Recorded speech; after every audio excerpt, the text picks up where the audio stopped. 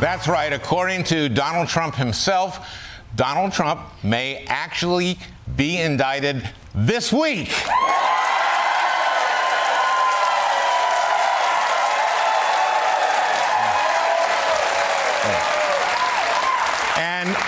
And I've got just one thing to say about that.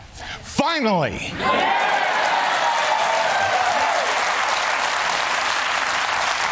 And you know what the best thing about it is? It's happening right here in the greatest city on the planet, New York City!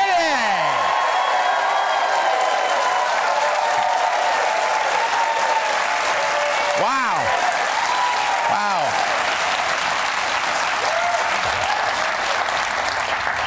This is easy. You guys are great. Aren't you great? Aren't you a great audience? Aren't you the best? Oh, God. God, they love me. And I gotta say, who would have ever thought that Donald Trump would be brought down by a porn star? All of us, right? It was pretty predictable. But yeah, Donald Trump paid Stormy Daniels to keep this story quiet. And here we are, still talking about it 7 years later. So that would be another failed Trump business venture.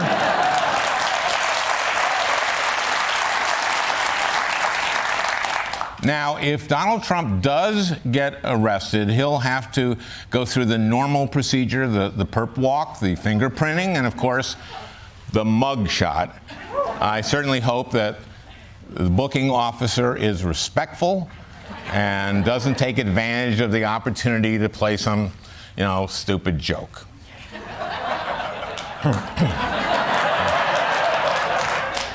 Mr. President, this will be your mugshot, so I'm going to snap the photo on the count of 3, okay, Mr. President? 1. Here we go. Hang on. 1, 2. Hit the wind machine. 3.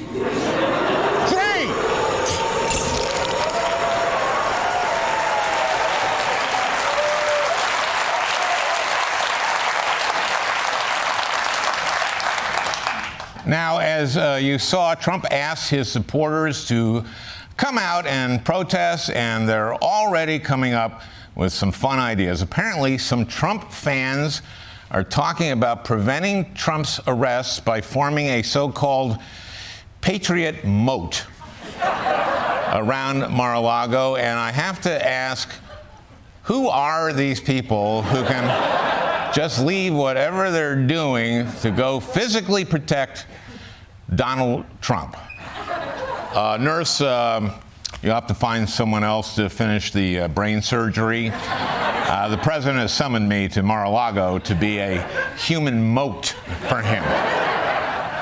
Of course, many Republican officials are also coming to Trump's defense. House Majority Leader Kevin McCarthy, Lindsey Graham, who will be on the show in a little while, and even Mike Pence appeared on the news. Sorry, the news.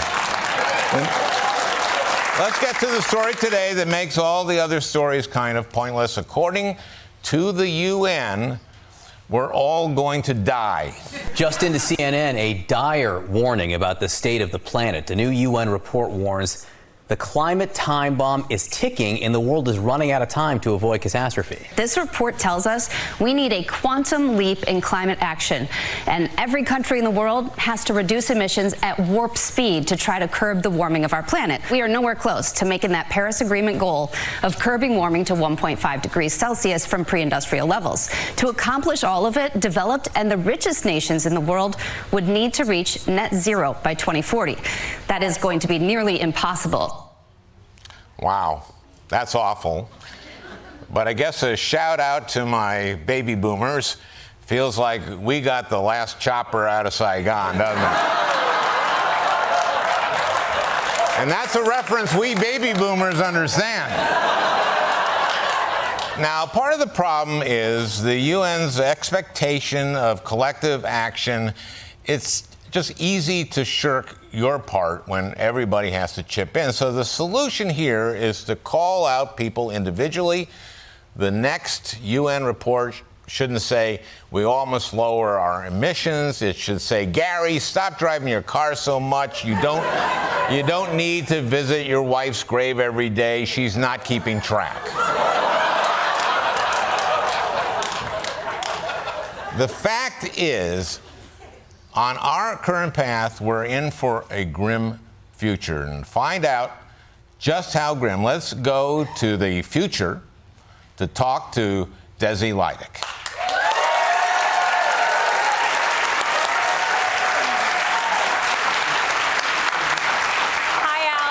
I am reporting from the year 2075. Can you believe it? This space is 93. Take that, Paul Rudd. Desi, I'm afraid to ask, but how is the climate crisis going 60 years from now? Climate crisis? Oh, we solved that years ago. Look, the entire world looks like a Lisa Frank folder.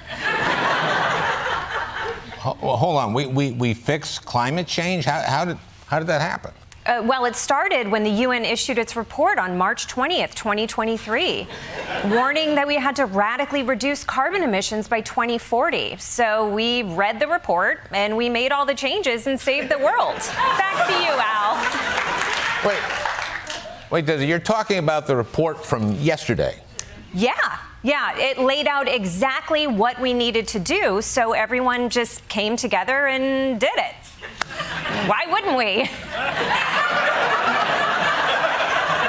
Well, wasn't doing all that really expensive? Oh, yeah, it definitely was. But the alternative was the destruction of the planet. So, of course, we just spent the money, obviously. Back to you, Al. I can't believe it. Everything sounds so great in the future. Oh, it sure is. Oh, hi, little guy. A grassland sparrow? I thought those were going extinct. Oh, they were, but we turned it around.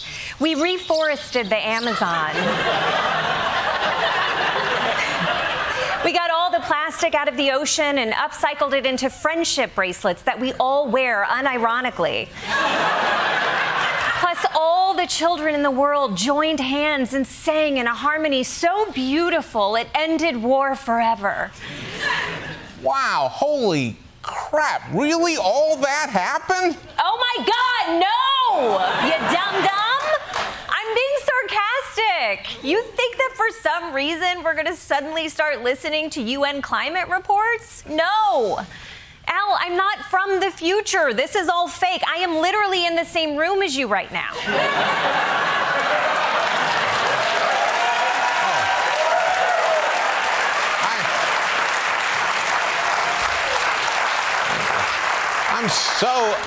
I'm so stupid. I just didn't realize that. Yeah, I mean, I hate to say it, but we're just going to keep on driving forward expeditions and burning fossil fuels until the ocean swallows us whole. Oh, well, I guess you're right, Desi. And, you know, that's our satirical point. If only satire had the power to change the future for the better. Yeah. Well, Al, I mean, the good news is there's still a chance that our sharp-witted satire will inspire people to make the necessary changes to save our planet. Wow, really? No! Oh my God! I'm being sarcastic! Jesus Christ, were you really a senator? Yes. Yes, I was. The iconic I Love New York logo is getting a makeover. The new campaign, We Love New York City, launched by officials to help the city rebound from the pandemic. Designers keeping the big red heart, but switching up the font a little bit. Mayor Adams and Governor Hochul on hand in Times Square to unveil the new logo with the help of Broadway stars and community leaders. No one will ever beat New Yorkers down. And we took the I out of I Love New York, and we brought the we. We're in this together. That's right. It's not I anymore, it's we. As in, we can't afford rent.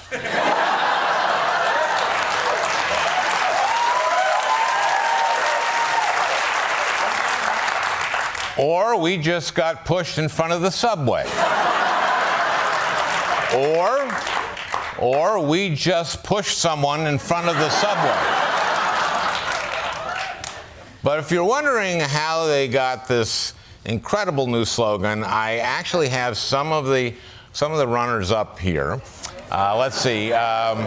Some of the other options were, we love Jew York. Okay. Jew York, Jew York.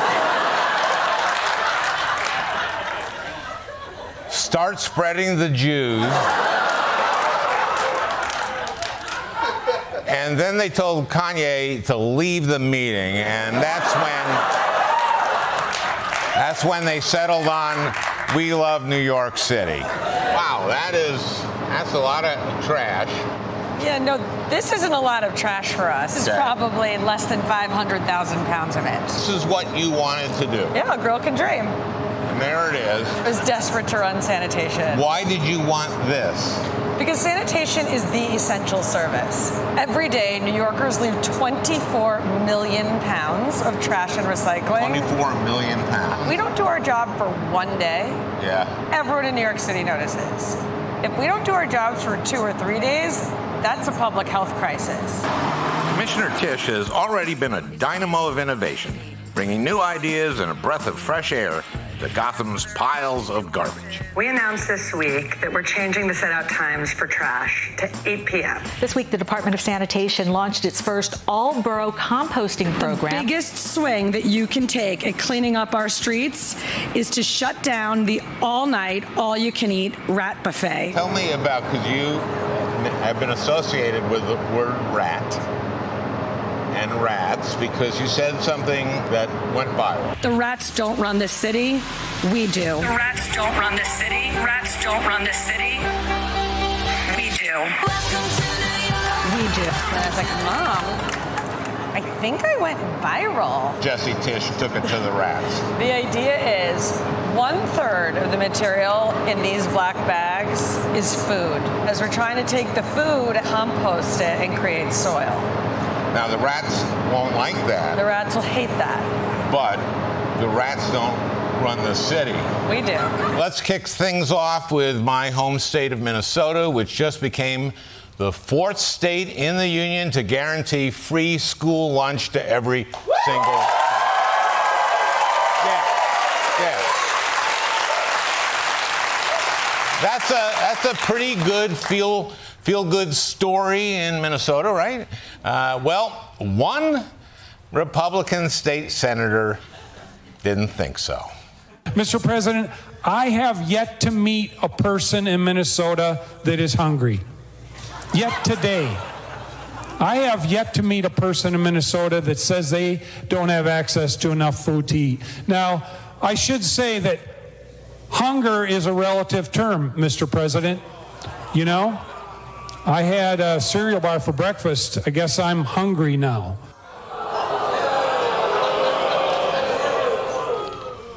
The bad news is this is a guy who we call in Minnesota a big jerk. You know, the great thing is we've got 10,000 lakes we can throw this gosh darn jerk into.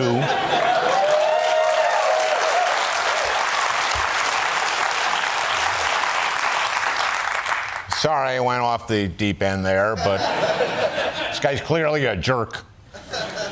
And I don't know why this guy is being so stingy. There's a simple solution here. Every year at the Minnesota State Fair, they always carve a giant butter sculpture of Princess K of the Milky Way. So why don't we take that sculpture and shove it up the guy's ass? The big story on Capitol Hill today, where there was a major hearing that could determine the future of TickTock. A rare display of bipartisanship today for the grilling of TickTok's CEO on Capitol Hill. The executive of the controversial and incredibly popular app facing some tough questions about child safety, data collection, and its Chinese ownership. The chair of the committee today says that TickTok should be banned. We do not trust TickTok will ever embrace American values. Values for freedom, human rights, and innovation. TickTok has repeatedly chosen the path for more control, more surveillance, and more manipulation. Your platform should be banned. That's right. We don't need a Chinese company stealing our data and spying on us. That's a job for American companies. USA! USA! USA! Of course, a ban will affect me personally because, as many of you know, I have a huge following on TikTok. Thanks to my unboxing videos, my makeup tutorials, and, of course, my dance moves. I invented this one.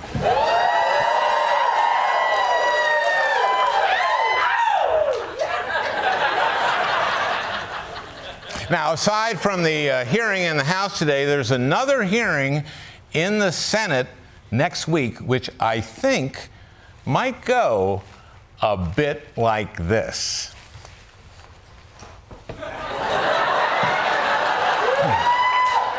When is TickTock going to release an app for my flip phone? That's what I want to know. Our fear is that you're spying on America. And my question is whether you've been spying on Donald Trump, and if so, could you please share that data with the prosecutors?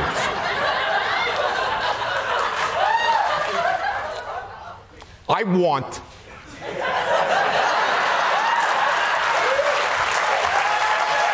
want your assurances that if TikTok is banned, China won't retaliate by closing Hunan Balcony, the restaurant near my house. Because that's where the Schumers eat on Christmas. They make a wonderful mushu pork. I know it's not kosher, but it's Christmas.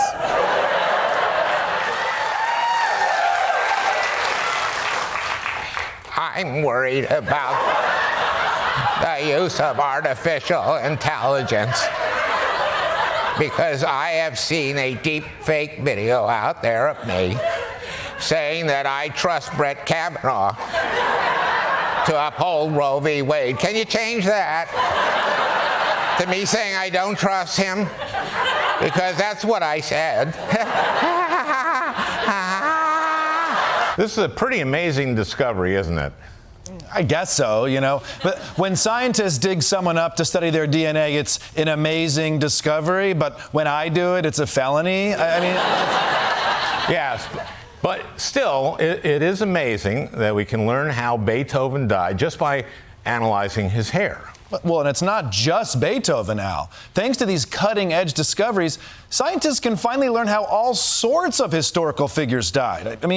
For example, after analyzing a DNA sample from Julius Caesar, we now know that he died from being stabbed to death. Right, of course. Shakespeare.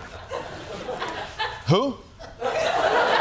William Shakespeare, the legendary playwright. Al, I'm not a literature guy. I'm a scientist, okay? And how about this little tidbit? President Abraham Lincoln shot in the head. By John Wilkes Booth. John Wilkes Booth. I'm not a historian. I'm a scientist, Al. You think they just give this lab coat to anyone? No. And that's why through empirical evidence, I now know that how JFK died also. Yes, we know he was shot in the head. What the f***? Al, did someone leak this report to you? No, it's just that your science only seems to be confirming well-known historical facts. Okay. Well, I bet you didn't know how Queen Elizabeth died. Well, she was 96, so I'm guessing natural causes. No, meth overdose, okay? Yes. Turns out the old girl couldn't handle a little Kensington crank at her age. Look, and that's a lesson for all you kids out there. Don't wait too long to try meth. That is a terrible lesson, Michael. It's tax season, or as Donald Trump calls it, would you get off my back already? And the Biden administration has been making a big effort to make tax season a bit less painful. The Inflation Reduction Act, which the president signed last August, includes $80 billion in new funding for the IRS to hire new employees and upgrade its technology, and it's working. The IRS is doing much better at processing our returns and answering our questions about how to file correctly, and that's great. Better enforcement of tax laws means more money for all the many, many things the government does: Social Security, Medicare, infrastructure, not to mention scraping off the feces smeared on the Capitol walls by the Proud Boys. Clearly, the new funding is long overdue, and in addition to paying for immensely popular programs, it will help reduce the deficit. So everybody's got to be happy about this. Everybody, right? Am I right? Democrats want to spend $80 billion to hire 87,000 more armed IRS agents to terrorize Americans. They want to add 87,000 IRS agents that can use deadly force to go after American families. They want to turn the IRS into the Gestapo. They are arming up the IRS like they're preparing to take Fallujah. A little like James Bond, but instead of hunting down evil maniacs, these agents hunt down and kill middle-class taxpayers that don't pay enough. What on earth are these people talking about? If you forget to carry the one while you're calculating your return, will the IRS actually come to your home, break down the door, and gun down your entire family? In a word, no. In 6 words, of course not, you Republican idiots.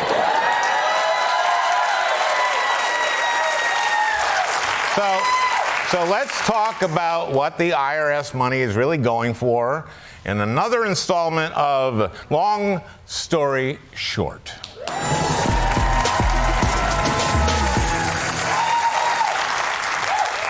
The administration is trying to fix a whole host of problems that began back in 2011 after Republicans in Congress started cutting the IRS budget. Since then, the IRS's audit rate has dropped almost 60%, and the number of IRS agents, the same number we had in 1954, when the country's population was half the size it is today.